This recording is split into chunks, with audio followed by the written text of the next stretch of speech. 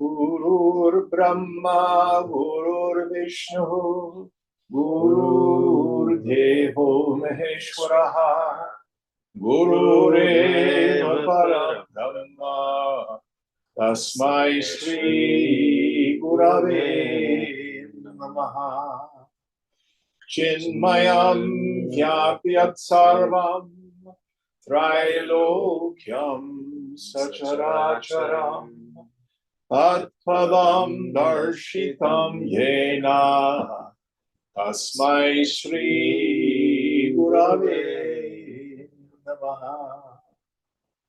Tvameva Mata Cha Pita Tvameva Tvameva Bandhuscha Sakha Tvameva Tvameva Vedyagravinam Tvameva Tvameva Sarvam Mama Deva Deva Tvameva Sarvam Mama Deva Deva. Jai. Om Bhadram Karnevi Shrinu Devaha Bhadram Pashye Makshabhirya Jatraha Sthirairangai Stushtuvagun Sastanuvihi Vyashema Devahitam Yadayuhu Swasti na Indro Vridhashravaha Swasti na Pusha Vishwavedaha Swasti nastarksho arishtanemihi Swasti no Brihaspatir Dadatu. Om Shanti Shanti Shanti. So where are we in our text? Mark, do you have it marked? Yes, we're on number 8, the second chapter. Second question, number 8. So who do we have chanting this morning? Do it if Chiki is busy. Please. What's the page number? Do you have a page number, anyone? It's page 100 in the Kindle. 99. 99?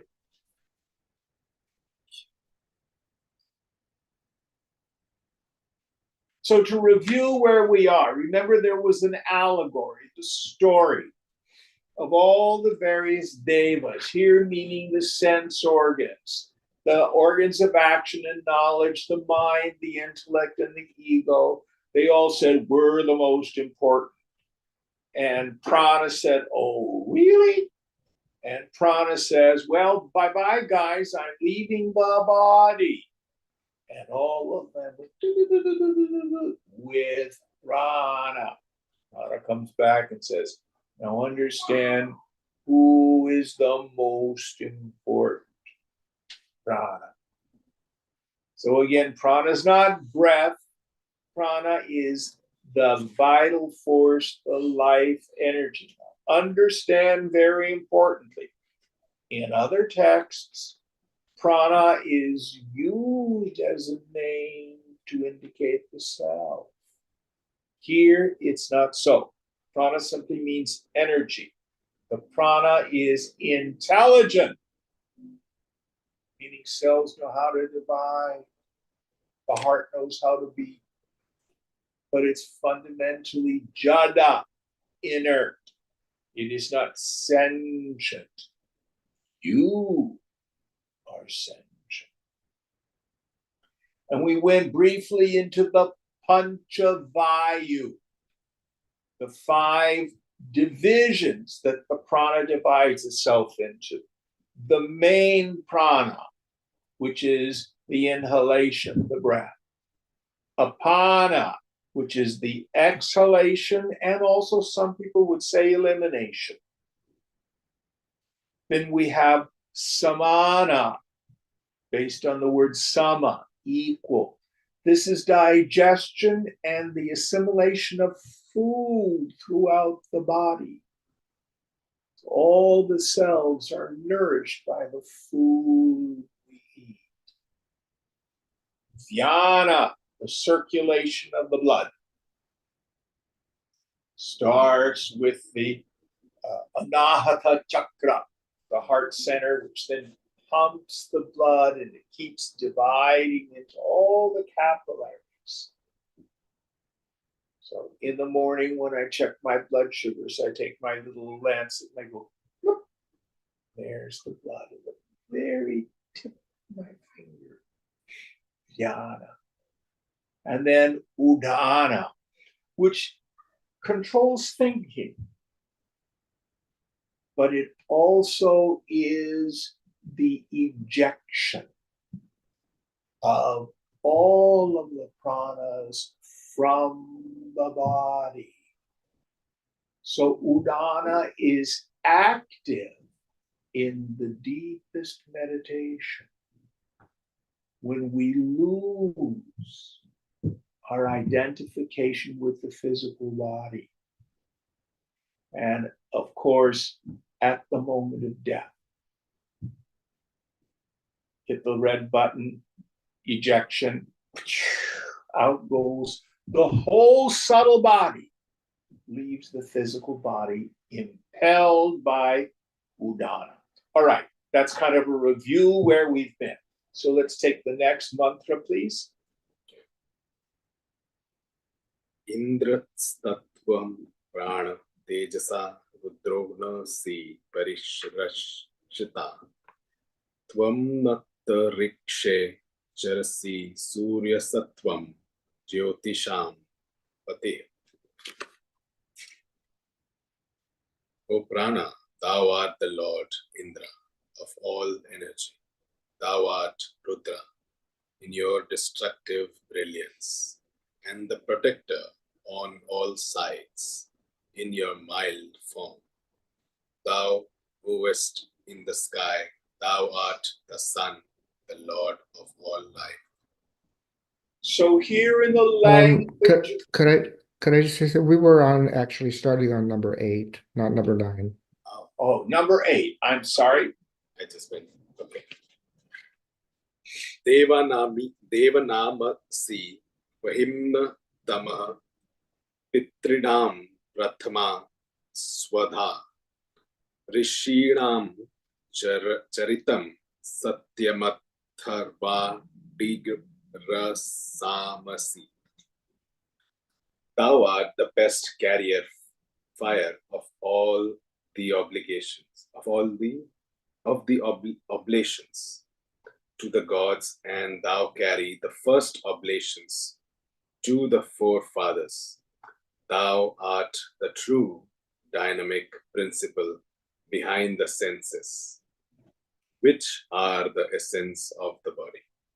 So here we have the metaphor of the Vedic sacrifice, Agnihotra. So what is the Vedic sacrifice? Is to propitiate the gods. In some Brahminical families, it means you do these rituals in order to keep the world going. That's the job of the Brahmin priests. But the deeper meaning, and Gita will take this very metaphor and talk about it. The idea that the various sense organs, the devas, become the oblation, the gift, into the fire of the prana, of the mind, of everything. We receive all this data, we receive everything, and then it becomes the energy which enlivens everything. And it said here, Indra. Now, who's Indra? Well, Indra is the head of the pantheon of gods. He's comparable to Zeus and to Jupiter in the Greek and the Roman pantheon. But his symbolic meaning, Indra is the mind. So here, the ultimate activity of prana is in the mind itself. And then, of course, in the prior verses, we had that it is Surya, it is the sun, the source of all energy. Now, here what we're getting in these first two questions, these first two prashnas, is macrocosm and microcosm. So remember we had prana, raincha, energy and matter. Here, perhaps 3,000 years ago, we have intimations of Einstein's theory of relativity, E equals mc squared. It isn't laid out mathematically, but the idea that there's energy and matter which are fundamentally interchangeable. And then it comes down to the microcosm, how that works for you and me. I mean, one of the things that absolutely blows me away, always, how is it that this complex molecule called chlorophyll, you all know what chlorophyll is? Who can tell me what chlorophyll is? And let you become unconscious. It's the green stuff, not chloroform. Okay. Chlorophyll. Chlorophyll. It's the green stuff in plants. Converts sunlight to oxygen. Yeah, it's amazing. More than just oxygen. Turns it into all sorts of energy. Oxygen's the byproduct. It's the exhalation of the plant. You and I, when we exhale, it's carbon dioxide. When a plant exhales, it's oxygen. But what the chlorophyll does, it will take sunlight, energy, and turn it into wood. What a miracle. What an incredible miracle. Prana, rain. We do much of the same thing, except we take it one step down. We eat the plants, or we eat the animals that have eaten the plants. So you pick up, the baby was eating a banana. When does the banana turn into that enormous energy of the baby running around? How did that happen? How did that happen? This incredible miracle of life, energy, matter, changing form back and forth.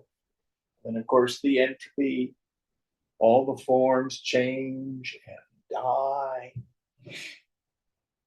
Here, the mantra says, you are the generator, the sustainer, and the destroyer of everything. What is the force that brings things together, that causes the gravitational force to bring galaxies and planets? And then even more, how is it that organisms become organized? Why or how did the primordial molecular soup turn into life itself. And then what happens? Entropy. The stars become red giants. They consume all the inner planets. Then finally they collapse into neutron stars and then supernova and create all the heavy elements which make up your body, my body, everything around us is stardust. This incredible dance. Prana, Raincha, back and forth. Macrocosmically and microcosmically. You look through a microscope and you watch an amoeba surround another microscopic organism and it absorbs it. Then what does it do with that energy? Watch cells divide. Did you guys ever do a sonogram of the baby before it was born? Yeah. Remember when it looked like a jelly bean? Yeah. Remember? Yeah. There was a baby that looked like a jelly bean inside the womb. And now look at him. How did that happen? How did that happen? All the innate intelligence of the prana as it interacts with Raim.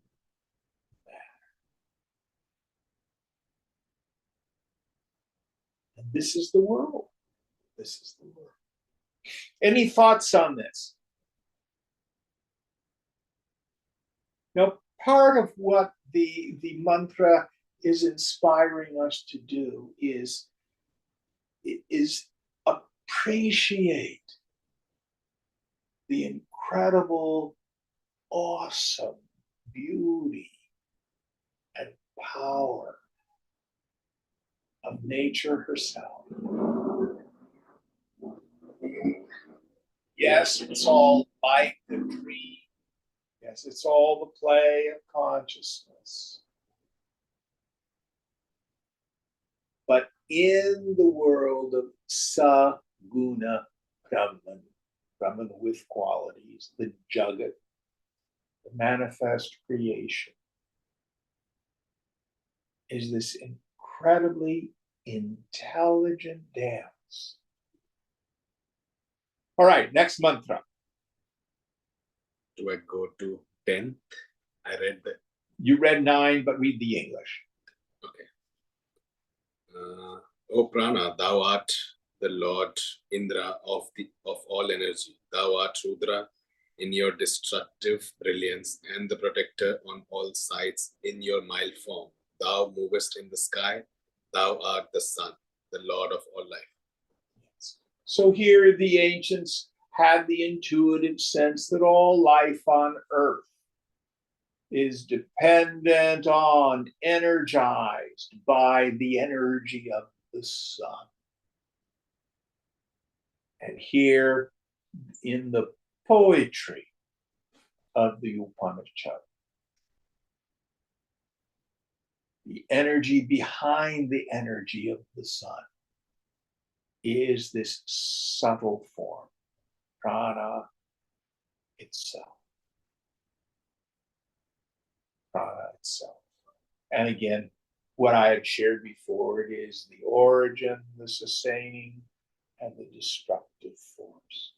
So we need always remember these three energies are happening all the time with every form.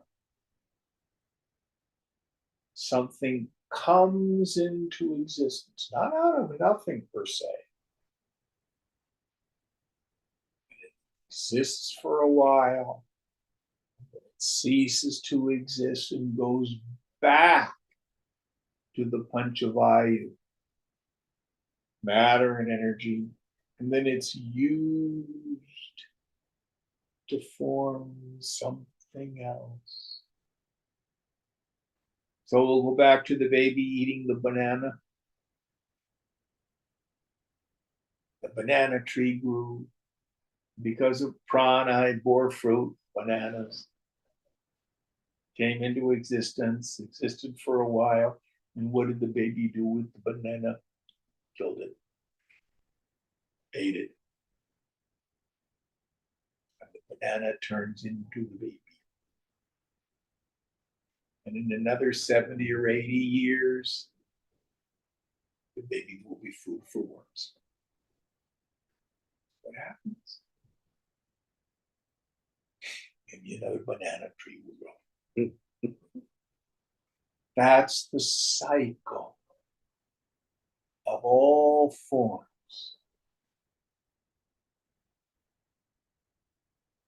Life lives on life. See it all around. Not just what we call animals, but the whole life of the cosmos is in this incredible cycle. And nothing is ever destroyed, just changes form. Next mantra. Yata tvambi varshasatya thema prana te praja anand rupa sthishtanti kamayana nam bhavishyatithi. O prana, when you cause the rain to shower down, these creatures of thy glory stay delighted, thus hoping that in future they will be as much food as they desire.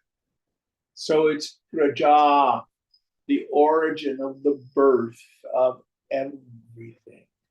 So prana is not only the energy of the sun, but it's the energy of the rain. And those of us who may have, at least for part of our lives, lived close to an agrarian society. Now we don't see it. Where do you get your food? You go to the supermarket. But back in ancient times, where did the food come from? It came from an agrarian culture. Of course, there's the rain, which causes everything to grow. We've had a wonderfully wet winter here in the Bay Area. Driving up from Santa Barbara, was everything just lush and green on the highway? Yeah. Wasn't it beautiful? Yeah. Just incredibly beautiful. All because of the prana inherent in the rain. From that comes food.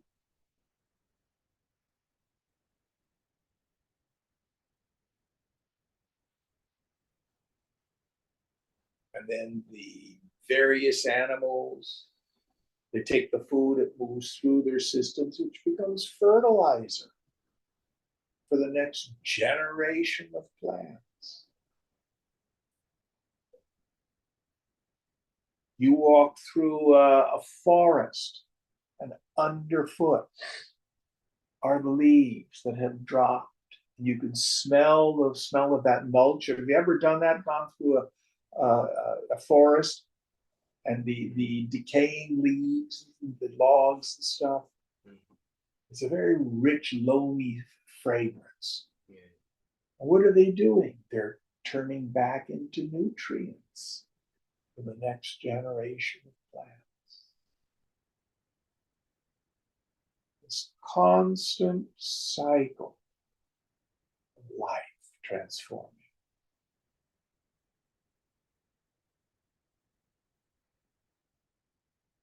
Now, how does Gita say it? Certain is death for the born.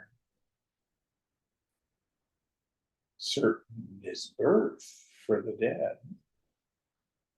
Why grieve over the inevitable?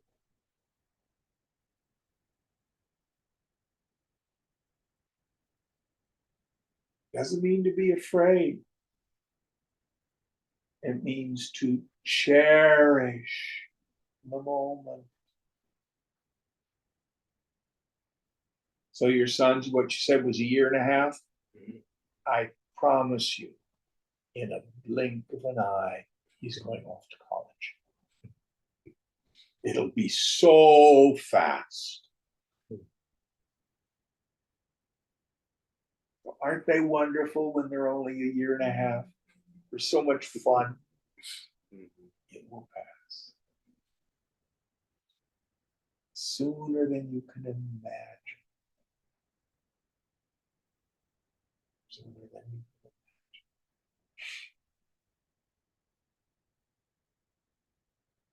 And it's with everything in life.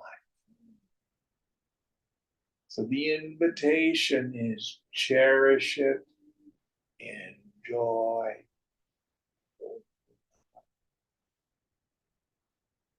If you try to hold on, you will be dragged. Life continues its inevitable cycle. Things come into existence, they exist for a while, go out of existence. All that energy, matter, then something new comes into existence. Any thoughts on this? Next mantra. वात्यस्त्वं प्राणो कर्षिरता विश्वस्य सप्ततिः वयामाद्यस्य दातारः पिता त्वं मातरिश्व नः. O Prana, thou art a Vratya, an unbaptized one. Thou art. I didn't understand that word. It's a Sanskrit word. O Prana, thou art a Vratya. Avratya, but then he said another word in English afterward. An unbaptized one. Unbaptized one. I don't think it means that, but let's go on. Thou art the sacred fire. Ekarshi. Thou art the consumer of everything and the good Lord of the world. We are the givers of the oblations. O wind, thou art our father. Yes.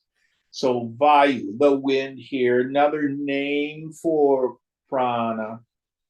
Again, riffing on this image of the Vedic sacrifice.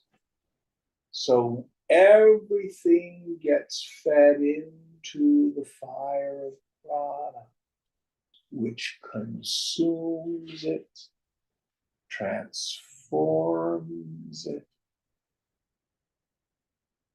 The prana itself is co-eternal with the self.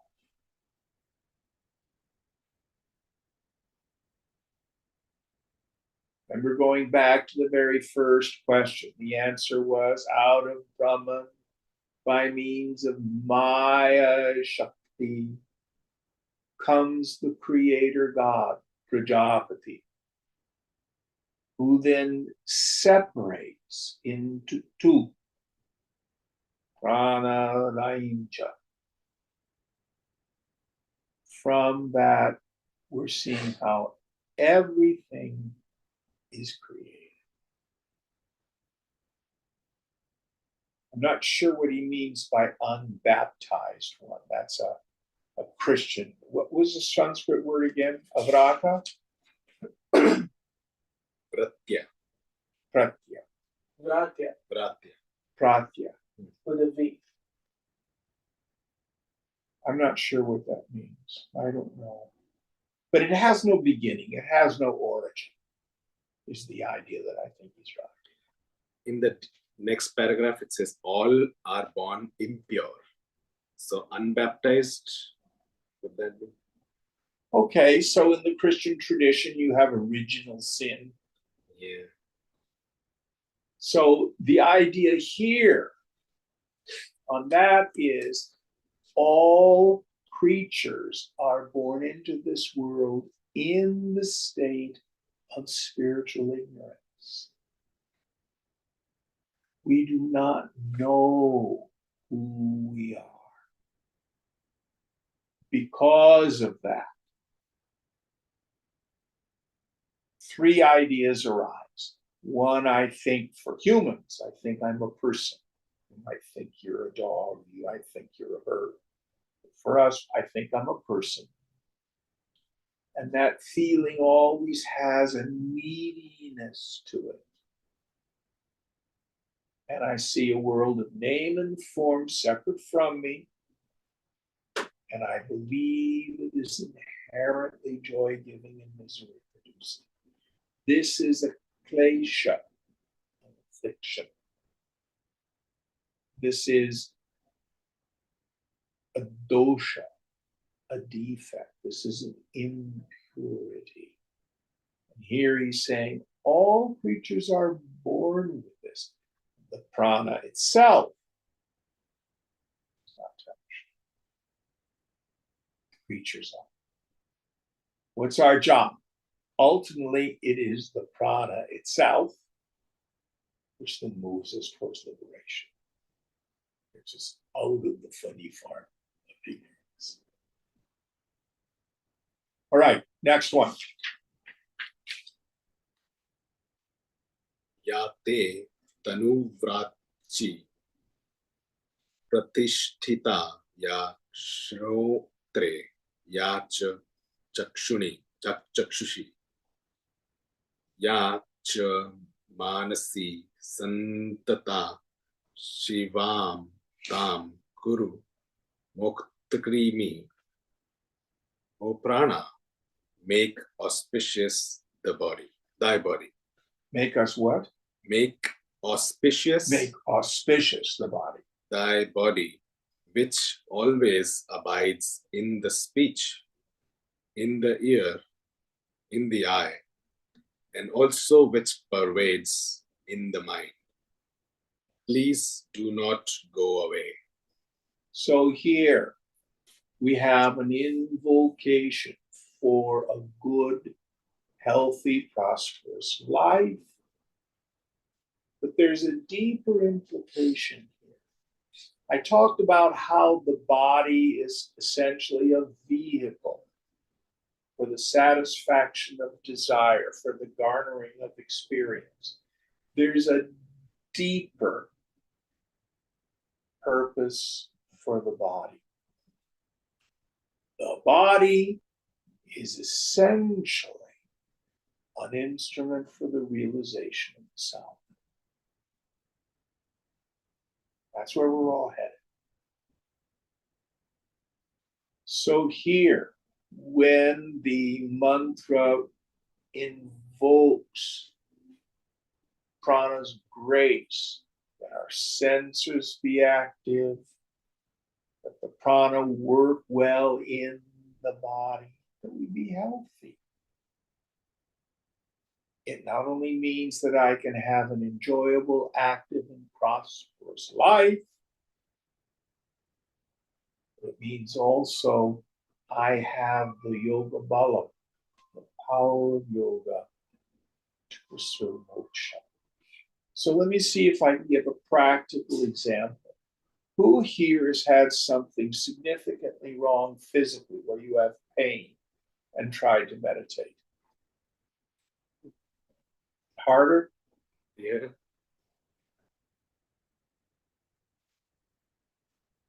I can only speak from my own experience. The Lord Prana has gone bye-bye to much of my eyes. I cannot read scripture anymore. Any of you have a father or a grandfather who's getting hard of hearing? Yeah. Yeah? What? What? The guru may be saying the most profound things. Huh? Huh? What's he saying? So you see, we need prana to be keeping our bodies healthy in order to do effective sadhana, at least in the beginning. Once you get established in meditation,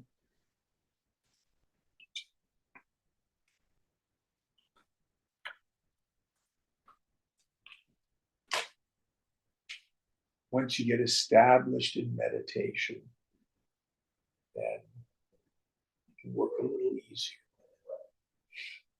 But here's an invocation to health. Does Swamiji say anything else on that? So, like the commentary. Yeah.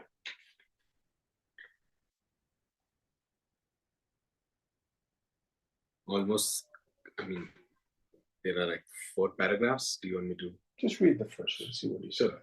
Almost concluding the series of glorifications chanted in the honor of the prana. Here is a stanza wherein, through a series of seemingly confusing words, an ocean of ideas is expressed, which gives us a true inkling of the cultural glory of the Hindus. The prayer is addressed by the sense organs to the prana, that is the total energy in the body. It is the pranika energy that makes it possible for the indriyas to function. We have understood that they are nothing but instruments, and that their efficiency depends upon the quality and texture of the energy that works through them. Okay, same idea. Okay. Next one. Pranasyedam vashe sarvam tridive yat pratishtham matev putran rakshaswa shikshva pragyam cha videhi na iti. Whatever exists in the 3 worlds is all under the control of the prana. Protect us like a mother protects her children. Give us prosperity and wisdom. So here the idea is not only is the prana the vital energy that enlivens everything in this physical world, but on other levels as well. So, for example, if you have a dream, the body that you run around in the dream with is your sukshma sharira, your antakarana, your subtle body. But do you not see, hear, taste, touch, smell, emote, and think in the dream? And then here, for those of us who may have the ability to sense them, beings on other planes of reality.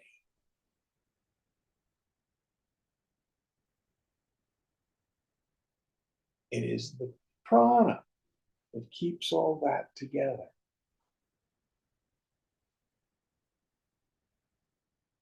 So, on all the various realms of existence, all the heaven realms and all the lower realms, all of it is held together by the prana. It is the vital force. Every being and every object in creation. So here the mantra has an invocation for that prana to bless us. This world. Is that in this question? Yes. Next is question 3. All right. I'm not sure what's happening. I think they're trying to keep ashrayas. Sound went to help Chinky, probably. I'm getting the sense that we've got a lot of distraction. So I'm wondering if we should quit a little early today. Okay. So we'll take up the third prashna, the third question, starting next week. So do we have any questions out there in Zoom land?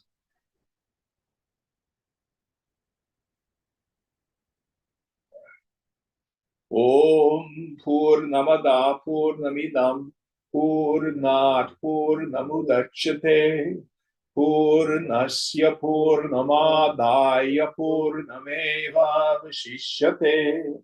Om Shanti Shanti Shanti.